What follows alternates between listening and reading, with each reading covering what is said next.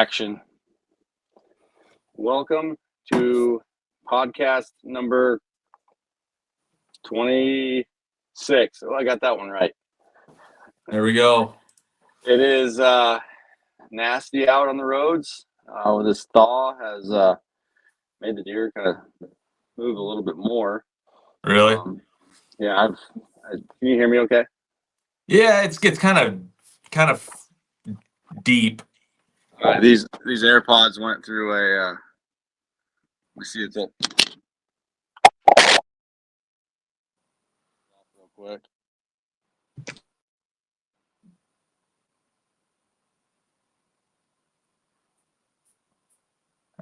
I got nothing.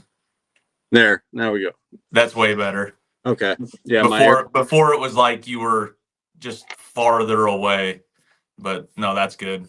Yeah, I've washed my AirPods twice or three times. I wouldn't recommend it. I just leave mine in my truck. That way I don't forget. Yeah, I have two pairs and they kind of just go where they want in my pocket and stuff. So yeah, I'm sure. Is what it is. But yeah, like I was saying, the thaw here in Iowa was nice, but it made the roads pretty nasty and the deer are able to get down and dig on the turnips a little bit more. But yeah, they can definitely, they have options now. Before they didn't. Yeah, it was 30 inches of snow and they were struggling and finding what food they could. But yeah, it's I know watching your snaps and seeing your posts and stuff that you've got some feed out in the last couple of days. Can you tell us about kind of your game plan there? Yeah, I wish I would have did it a month ago. I mean, I wish I would have did it January 11th, just dealt with it. But yeah, I put some stuff on one farm yesterday and did a little quick look, just see if there are any sheds laying around. Because that farm, there's actually a couple shed bucks. I got a really nice shed buck on camera right now over there, but there's still 8 or 10 inches of snow in the timber. And so basically I went and pulled a bunch of cell cameras and regular cameras that either were dead or I had killed the service on because they weren't getting any pictures. And I kind of condensed them to, a bunk with a bunch of alfalfa bales and corn, or, this farm, it's over by Ingernell. They got a trough that they feed the deer like right behind their house. So the deer come all the way up there, and I put a camera on there. So we'll be able to keep track of them a little bit better. He sends me pictures. All landowner does all the time of deer eating in the backyard, and there would be like 30 does and like 2 bucks, and it's pretty cool. But I went down today to my farm, and it was a muddy, sloppy mess, just nasty. And I was able to get the gate open, and I could drive through the gate. There was like a 3-foot drift, and I just had to hit it in 4-wheel drive. Got through it. There was no snow, but it was, I cut 2-inch ruts on the hilltop all the way to the back, and I'm like, it hurts a little bit more when it's your own farm. I will say the whole time I'm driving, I'm like, oh God, but I know what the plan is this spring, so it's not such a big deal. With, like I said, it's not bad. I mean, they're only, I might be exaggerating when I say 2-inch ruts, but it was fine. So the pavement princess was not the pavement princess this week. Oh, that's my truck's as far away from a pavement princess as there is. Yeah, I compare it to mine, and just living on a gravel road, it's nasty, and yours is always clean when I see it because you get to have it be able to be clean for more than one day. So, right. Well, yeah, not living on gravel, but this time of year, there's no point. I mean, especially with it thawing. But I pay for the Casey's app. I think you were the one that told me about it. It's like, I think I pay $40 a month, and I can wash a vehicle twice a day. Twice a day, yeah. Every single day. When Jace was going to daycare in Adel, we got new Casey's right by his daycare, and I did it. And it was every day. I'd go early, wash the truck, pick him up, wash the truck. I was like, oh, this is kind of nice.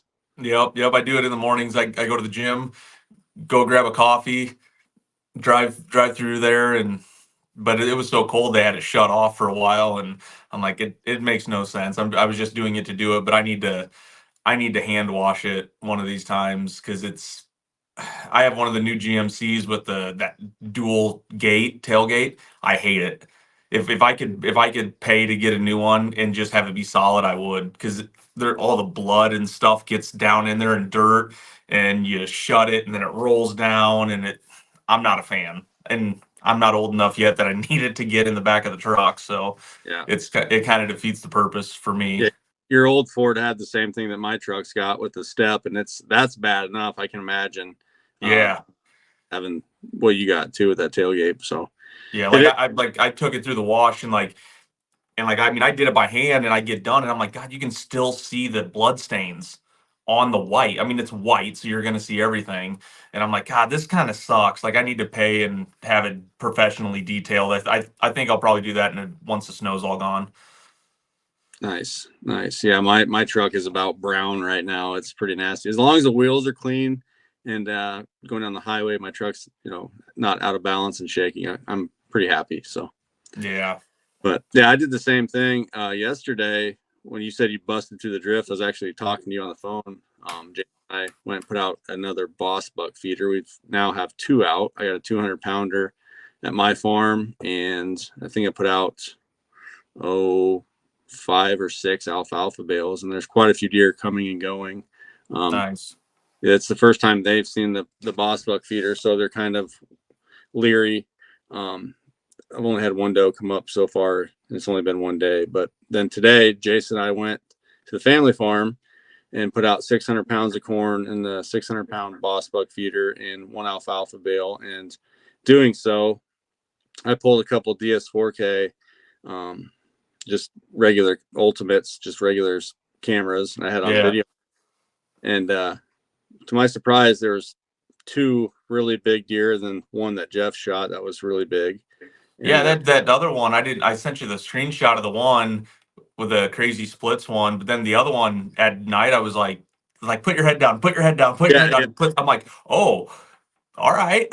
yeah, he's a cool deer. He came by a couple times um late season. I was hoping maybe Jace or Jeff would get a crack at him, but I don't think he really stuck around. That farm's a transient farm. They kind of come and go. But the splits buck is still packing as of, I think, the guy that lives about a mile and a half away. We compare cameras.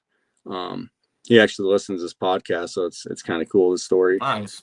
Yeah, so that deer is going a mile and a half, kind of back and forth. My cameras have been dead since early January maybe. So I'm not sure if he's been around as of late, but I know he still has his antlers. Is kind of what Sam was talking about. But You going north? Is it north? no, he's going like south and east, more east. Okay.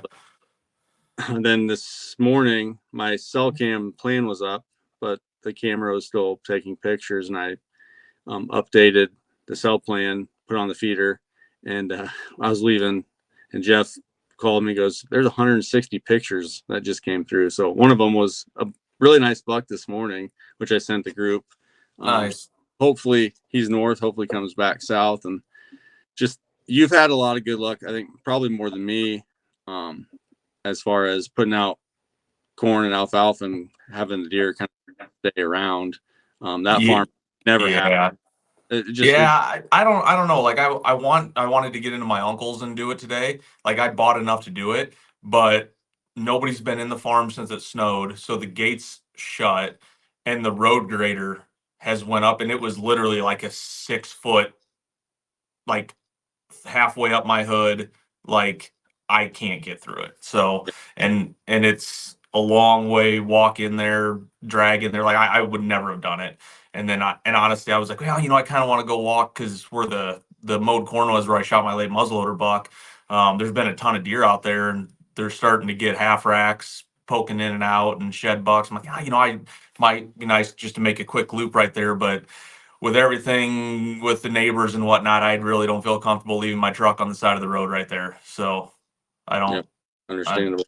I don't quite trust that. So I'm going to just wait till I can drive back in there and park. And if I got to wait 2-3 weeks, I have to wait 2-3 weeks. It's fine. I mean, the deer are going to do what they're going to do. So, yeah, you got food back there, so that's a plus. But yeah, as far as half racks go, I got a few of them on camera. When I was talking to you yesterday, when Jason and I were putting out that boss buck feeder, after I left, my camera's on our transmit, it sent me a picture of a half rack that was in the alfalfa when we just busted through that drift. So Okay. hopefully that's Yeah. not too far away. But Jace is very adamant about shed hunting. So that's the main reason I'm putting out this food is, well, to keep the herd healthy, to help. And Jace wants to find some sheds. So last year we had a little bit of luck on one farm in particular. He picked up like 4 or 5 sheds, and it's fun, something to do, spend some money. It gets expensive Right. to feed all year round. And I used to do that. I live in a spot where there's no hunting, so it's kind of nice to watch deer. But when you're watching 20 does, does it really matter? Right. Yeah. And like I was looking at the Boss Buck stuff because I just have a 200-pounder and I wanted to put it on my farm. Well, it's in the middle of my uncle's. Like, I mean, like 3/4 or a mile back in there. I'm like, I'm not walking in there and walking it back out. So I was looking today, and I know you have a 600-pounder. But have you seen the ones where you put on the post? Yeah, the wooden square post. Yeah, so they don't have it on the website right now, but they make a 600-pound that you use a 6x6 instead of a 4x4. But I'm like, man, even like a 400-pound on a 4x4, and just if I know I want to have it somewhere, I can just go in there, dig it, concrete it in, and just leave it, you know. Um, and then when season rolls around, just pull the feeder top off and be done with it. And then January 11th rolls around, drop it back on, fill it up, and good to go. So I got ideas on the farm rolling and all that good stuff. So it's just you know getting to the point of doing it. So Yeah, there's only, as far as, I mean, we're kind of in the same boat, but feeding deer maybe 2 to 3 weeks postseason, and then preseason maybe 2 to 3 weeks. So not a whole lot of corn or inputs to put out on the landscape and fill those feeders. And yeah, it's nice to see the inventory and see what's around. It takes a little bit for them to get used to it, but if you kind of do it year after year, at postseason, they'll kind of figure it out. And some deer are different than others, but most of the time they'll come around and start eating out of it, and then all of a sudden, boom, your feed's all gone. and that's kind of what I'm hoping. And like my farm, I'm finding out because I put bales out today in 2 different spots, one by the clover plot, and then the other but in Nebraska, right in front of my hawk blind. Um, but there's not a lot of track.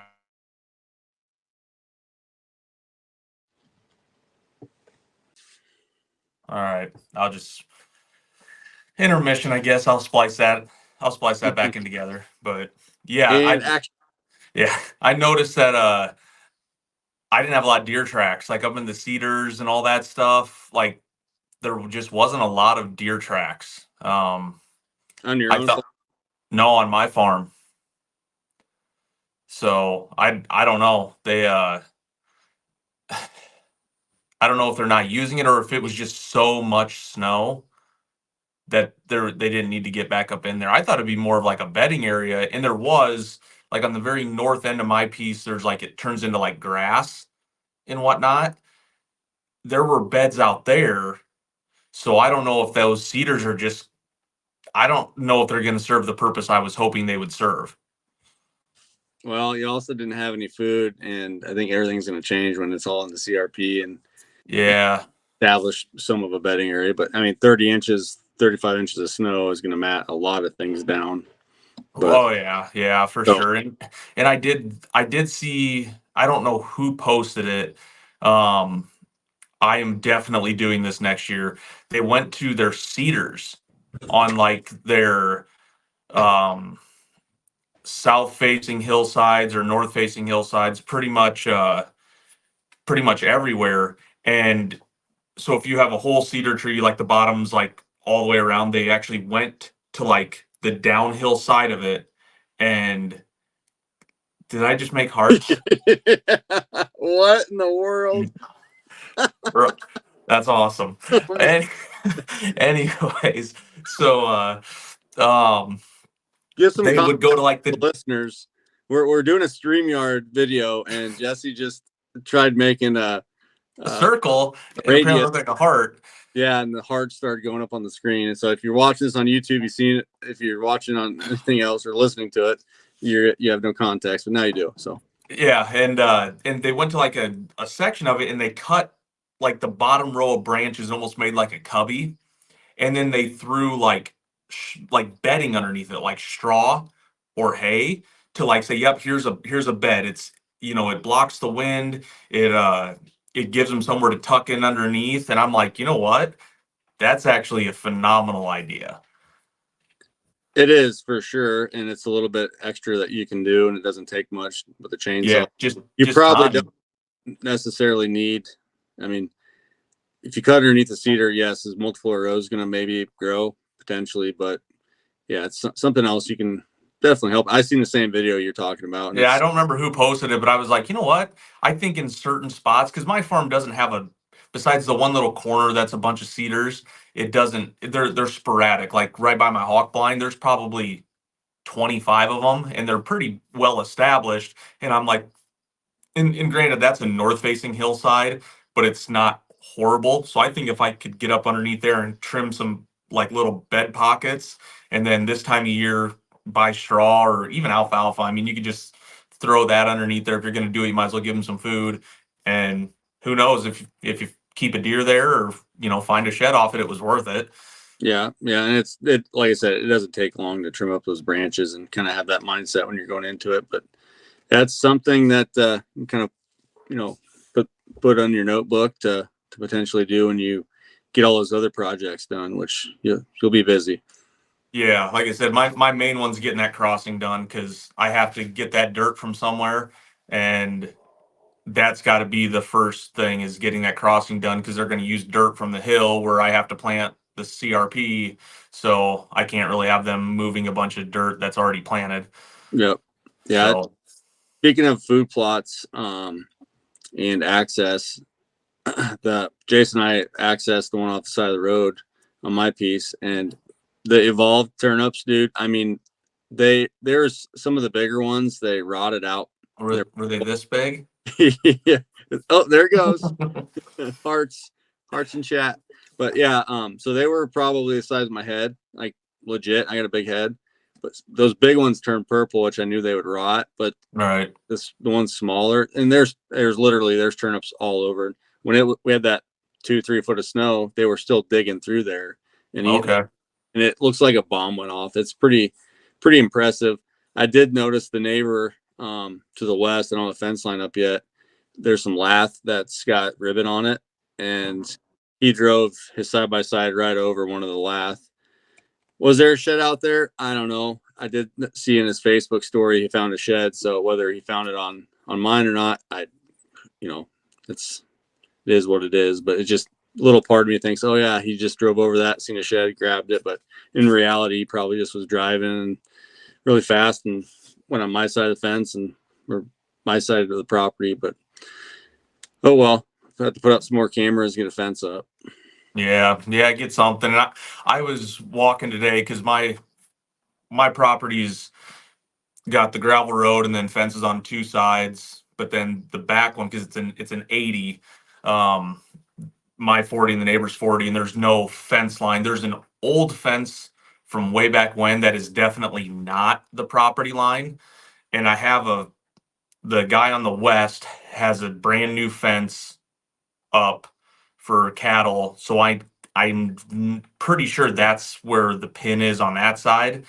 I don't know where it is on the east side, so I'm probably going to have somebody get in there and survey it. So Did they um, survey it when you purchased it? didn't need to.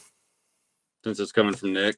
Yeah, yeah, didn't need to. We kind of knew where the general vicinity is, but I want to know for sure because if I'm gonna get in there and start maybe planting trees or with this CRP stuff, because I don't know if the guy to the north, this my CRP has nothing to do with his, and his chunk is landlocked by mine, so he cannot access part of like maybe 8 acres of an ag field. He cannot access it unless he goes through me. Yeah, or at least get it surveyed and get some T posts in there, or get really close and just make it so there's a visual marker.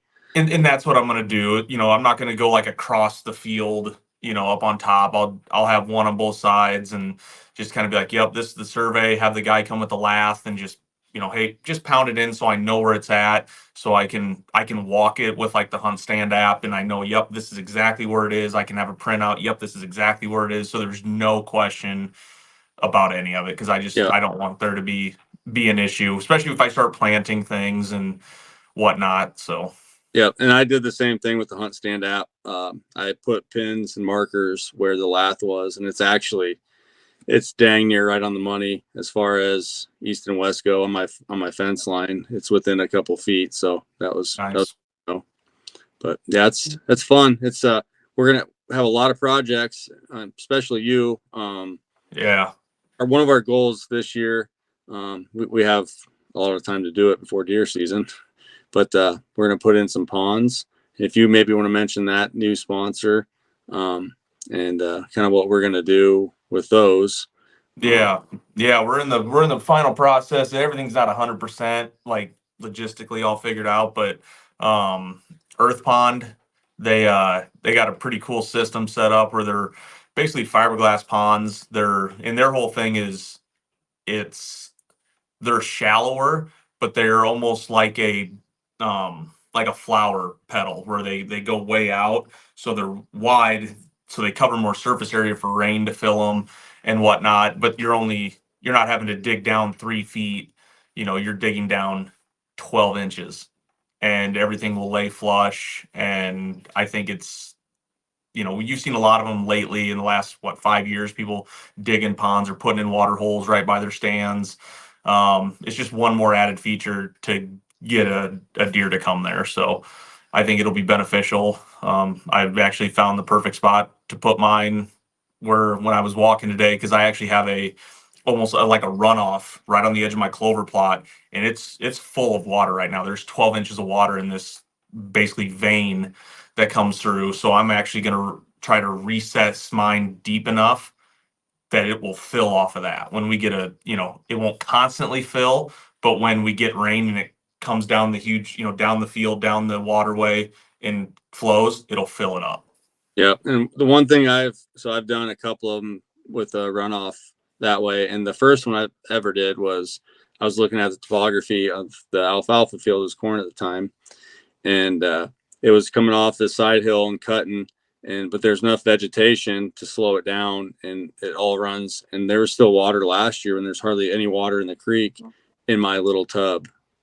And I bought like a small 150-gallon one from Menards and dug it with my hand, and that was kind of cool. But then the latest one I did, which I learned, if you don't have that vegetation, that ground cover, you're going to have a lot of sediment fill that sucker in really quick. So, Right. and if you don't, I think if you can build like a rock dam to kind of help divert that sediment. That's probably your best bet, or to establish the vegetation first and then Yeah, dig. and I mean, and there's tall grass laying over all of it, so I'm kind of hoping that, I'm gonna leave it enough where if it's just kind of flowing, it can go underneath it or beside it. But if it goes hard, it'll go over the top. Is kind of my goal. So Yeah. we'll see. It'll probably be work in progress. It'll probably like, well, it started to wash out one of the sides, so you need to do something different. Yeah, But put a levee or something. But yeah, it's so the earth ponds are earth ponds. They look like earth. They're the color kind of soil, yep, and they blend in. Where these other ponds, they don't. They look hideous and they're ugly. Do the deer really care? Do these small ones? I don't know. I haven't really had success with a lot of big deer coming up to these small ones because maybe it's congesting them into a really tiny place. So these ones being spread out and bigger surface area, I think that'll work a lot better. And I've seen quite a few pictures and in some videos last year of them working in the middle of a food plot. So I'm yeah, excited. I'm gonna put up 3 or 4 cameras on them. So we'll see. yeah. It'll be cool. Yeah, I got a buddy that runs them. Has quite a few of them, and he had giant deer hit him all year long. So it's that's one more feature that we'll be able to do, and I'm pretty excited for that. And I'm like I said, I got all a million different things going through my head at this new farm and what I want to do and what I'm going to try to do, and it's just going to be a lot of time. Time, money, sweat equity. So Yep. Yeah, it'll be interesting to see your process, and hopefully you can document it a little bit better than I did mine. So I was just trying to beat the bullet and get it done, and that was the hard part. Yeah, yeah, I know mine. I'm gonna, like I said, I'm gonna try to take the time and do a lot more of like why and how. I think, just I watch so many hunting videos and stuff on YouTube and different things, just because I edit all of our hunts and I'm always looking for, oh, that's a neat transition, or oh man, I like how they did that cutaway, or that title, or how they put in this or how they put in that. I really like that. So I see stuff all the time and I'm like, man, I really like how that guy, took the time to explain where he put his tree stand, why he did it, and then actually, you know, flew a drone or pulled up a topo map and just kind of showed, yep, this is where it goes. And I mean, even if I'm not hunting it, it makes me go, okay, yeah, that makes sense. Oh, I have a spot like that on this farm. Maybe I should look at that. And the simplest things go a long ways. Like, let's just say your road barrier, like your view shed barrier from the road, you could literally drive that with the truck, like, oh, look, you can see in here. And then you put up a screen when your vegetation grows up, boom, you can't see it anymore. And that helps your hunting out tremendously. So, yeah, if you could document that and share it with everybody, that'd be kind of cool. Yeah, that's the plan. We'll see how everything goes. So I need to get down south and get with the NRCS and get all the CRP stuff switched into my name and whatnot. But they had to wait for the documentation to the deeds and everything to change hands through the county before they would do it. So it's been about a month. So I've already talked to the guy twice. So he knows it's in the works. So I'm not too pressed for time really. Yep, you got spring's coming soon, so as long as your ducks in a row, you're good to go. Yep. Yeah, looking forward. I mean, really, we got shed hunting. Some guys are Man, ice. dude, guys are finding sheds already. And yeah, those guys are gung ho. I've kind of like, it is what it is. I'll find them if I find them. I'm not too worried, I guess. Yeah, I mean, if you got spots that other people shed hunt, you know, some guys are on a bunch of public things, or you know, it doesn't hurt to get out and shed. Like I said, I walked both my places, but I didn't walk hard. I'm like walking the edges. I'm walking a little bit of the grass, and that's it. I'm not If going in it's the middle of the timber. nice out, you want to go for a walk, go at public or go hit one of your farms and just. I'm waiting for the snow to melt so Jace can go. I mean, really, before I was gung ho, like, oh, Carlos lost his shed. I Yep. need to find it. And now it's like he's dead, and that doesn't worry me anymore. So, Yeah, yeah, you really don't have a deer that you have a ton of history with that you're like going after his sheds. So it's probably a little bit different for you the first time in a long time. yeah, it would be nice to find the sheds, the deer I shot early muzzleloader season, but for all I know, no one's found them yet. And there's one piece that I talked with one of the neighbors, and he's like, well, we used to be able to shed hunt that. We used to find a bunch of sheds. That's where he was wintering. So it might be his set might be in there, which I guess maybe I'll try to get permission, but we'll see. Yeah.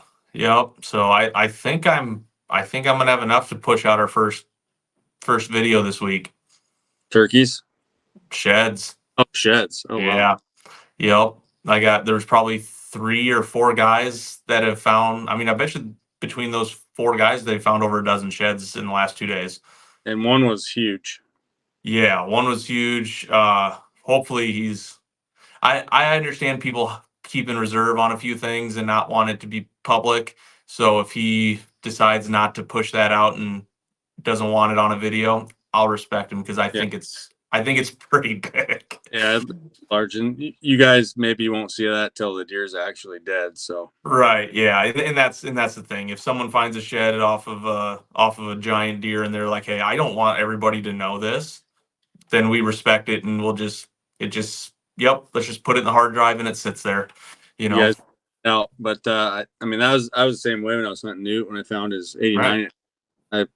There's like 3 or 4 of you that knew about it. So, Right. Yep. And I get it. I understand it. So, but yeah, there's a bunch of other ones finding some pretty good sheds man, it could be pretty good. I got a couple farms I need to call and ask on, and I'm nervous about calling and asking on on the one farm. I just hope he says yes. So it's my go-to. I find 50% of my sheds there every year. So if I can't shed hunt it, it's gonna hurt my soul. Well, hopefully you're catching him at a good day and you can shed on it. But Yeah, I'm sure he'll be fine with it. We'll cross that bridge when we get to it. But he was yes. good during shotgun season. I talked to him and he was super cool about it, and So he yeah, was all guys, for it. get permission for your farms, get those ducks in a row, and hopefully you guys get out and ice fish if the ice is still good, or coyote hunt, or shed Yeah. hunt here real soon. If not, if you haven't been out already. So I got my dog getting in the trash. She's eating ribs that we had tonight, and little lab puppy. So I probably Yeah. shouldn't. Yeah, I hope mine's not eating stuff because I only got one kid here. Wife took the other kid to Illinois to a gymnastics meet, and the oldest one, we have a volleyball tournament tomorrow morning. So I was gonna take Oliver down today, but I don't have a shock collar or anything for him, and he's hyper around here. I'm like, man, if he tears off and goes crazy, like I need something. So I think Yeah. that's my next. I think I'm gonna buy one this week. Is get a shock collar for him just to make sure he listens pretty good, but he's also a puppy. I mean, he's not quite a year. Well, he's a year old. So, but he's a lab, so he's a puppy till he's like 5. Yeah. I'm in the same boat. Jen's in Atlanta. I got Jace. And I'm about 99% sure Luna is getting the trash. We'll end at this, but I did buy her, went on Amazon and bought her I think, is it a Browning? Makes a shed, like a chew toy. They call it chew toy, which is a trainer. It's a cool looking trainer for like $14. And so we're going to start training Luna to try to find just sheds. So Right. hopefully our two dogs together. Luna's still probably a little too young to go out to most of the Yeah. farms. Well, I mean, the nice thing is with that, and like when I did Otis the first time, is the biggest key is just don't ever touch the sheds. Let the dog find them, and we'll do a podcast on it. I mean, Yeah. I know one of the other team members has a lab that's really good at finding sheds, so maybe we'll do a podcast about shed dogs. So Yeah. I think that would be great. Jason's yelling at Luna if you can hear him in the background. I So can't, but yeah, I'll let you go, and yeah. yeah, hopefully we can get a little bit better podcast. We'll get one in studio one of these Yeah. days where our schedules will jive. Let's do that soon. But you might want to give a shout out to the turkey taxidermist. Their new Yeah. turkey. Yep. Our So actually our newest team member. So Casey there. Robinson, he did an absolutely phenomenal job, and I didn't realize the dude's a killer. So he was telling me he's killed like 70 birds, 70 turkeys with a bow, and like almost all of them are on video. And just he's from Western Nebraska, but lives really close to you. So it should be good. I think he'll be a good addition to the team. So Does he like lattes? probably Perfect. most people do. Yeah. Well, good. So Good yep, addition. Good little short podcast. Thanks for listening and or watching, or both. right.